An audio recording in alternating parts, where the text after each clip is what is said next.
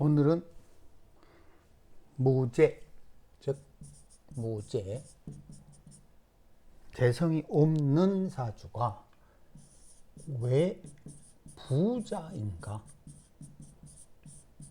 이런 주제로 좀 이야기를 해봅시다. 그러니까 사주 팔자를 분석할 때 재성, 돈 이런 식의 논리를 펼치죠. 만약에 관성, 관직 이런 식의 논리랑 똑같죠. 그런데 재성이 없다. 그럼 마치 돈이 없는, 가난한, 관성이 없다. 그러면 직장도 없는 백수 이런 식의 좀 단순한 논리를 펼치죠. 근데 만약 재성이 없는데 부자다. 그러면 당황하셨어요? 이런 식이 될 수밖에 없죠. 이 구조도 재성이 없어요. 그러니까 이런 논리를 설명하는 거 보면 부자라는 뜻이죠. 그죠? 그것도 500억입니다. 50억도 아니고 500억 부자예요. 왜 그럴까요? 자, 이 사람이 별로 부자가 아닐 것이다 라고 생각하는 그 추론하는 과정을 한번 살펴봅시다. 그 과정이 이런 식이에요. 사주를 보니까 재성이 없네? 무재성이네? 당연히 돈과 인연이 박하겠구나. 둘째, 올해 이렇게 관성이 있네? 고로 직장 혹은 공직 또 특히나 무토까지 이렇게 해서 관인상생, 그러니까 더더욱 직장인 냄새가 난다. 따라서 직장, 공직, 교수, 연구 이런 식의 직업 쪽일 것이다.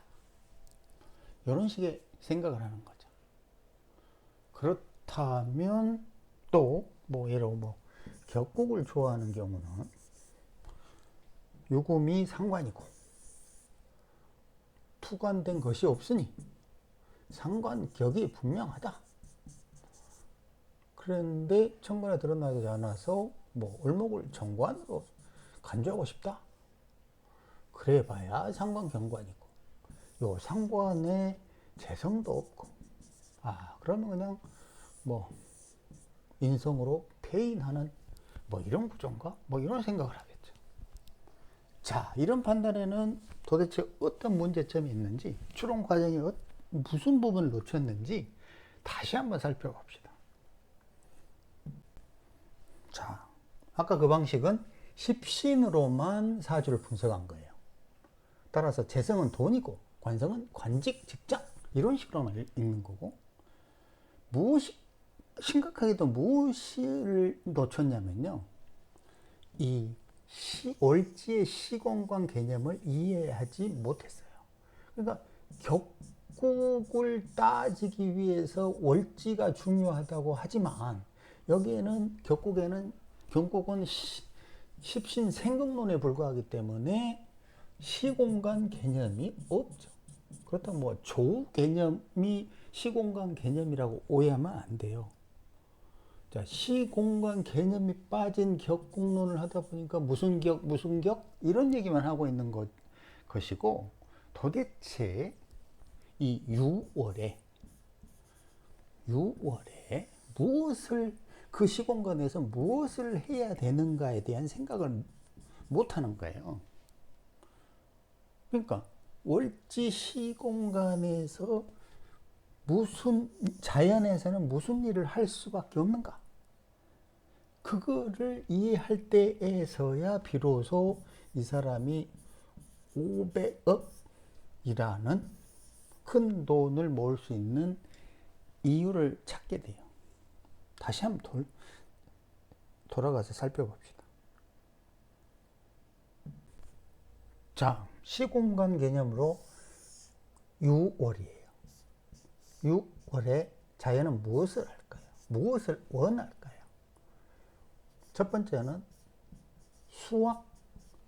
수확하기를 원하죠. 가을이니까 열매를 수확해서 씨종자를 저장해야 돼요. 그리고 이 월주가 을유이기 때문에 을목의 새싹과 같은 존재를 유금이 가을에 수확을 해줘야 되는 거예요.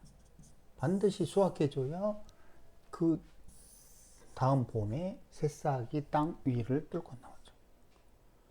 그러면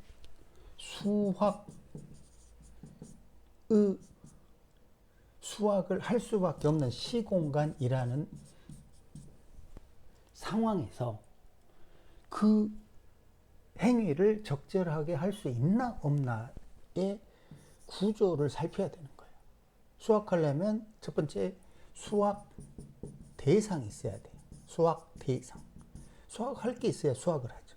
수확할 게 없는데 어떻게 수확을 합니까? 근데 이 사주는 벌써 을목을 수확하고, 여기 을목을 수확하고, 미중 을목 간목을 수확하고, 이것도 수확할 수도 있고, 정말 수많은 목기를 금으로 수확할 수 있어요.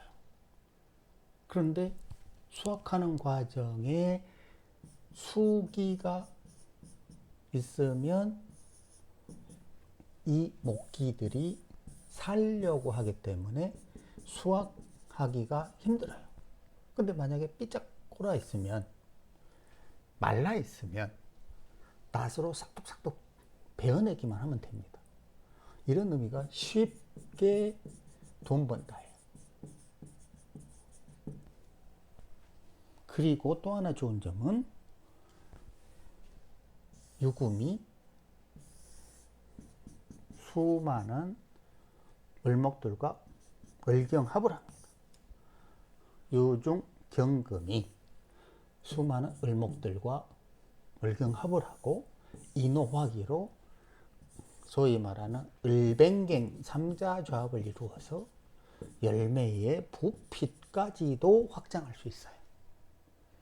특히 이렇게 요 신사 때는 수확을 하는 거고, 경진 때는 키워서 또 수확하는 거고, 이런 식으로 재물을 모으는데 대신에 강력한 화기를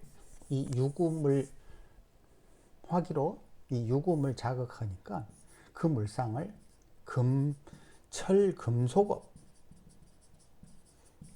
종사해서 500억이라는 재산을 모았다는 거예요.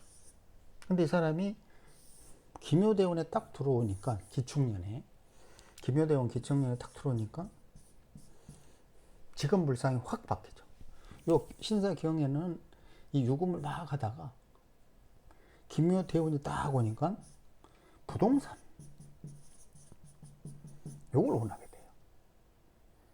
그러니까 요 표면에 새싹을 막 위로, 묘목 새싹을 올린다는 뜻은 건설업이죠. 임대업, 이런 물상이에요. 그러니까 기묘의 에너지를 받은 이 사람은 자기도 모르게 기존의 철강업을 버리고 키우고 기르려는 건설업 쪽으로 바뀌는 거예요. 그러면 우리가 뭘 놓쳤죠? 십신, 격국, 왕세, 용신, 이런 거는 살폈지만 가장 중요한 유금올에 무엇을 해야만 되는가라는 시공간 개념을 놓친 거예요.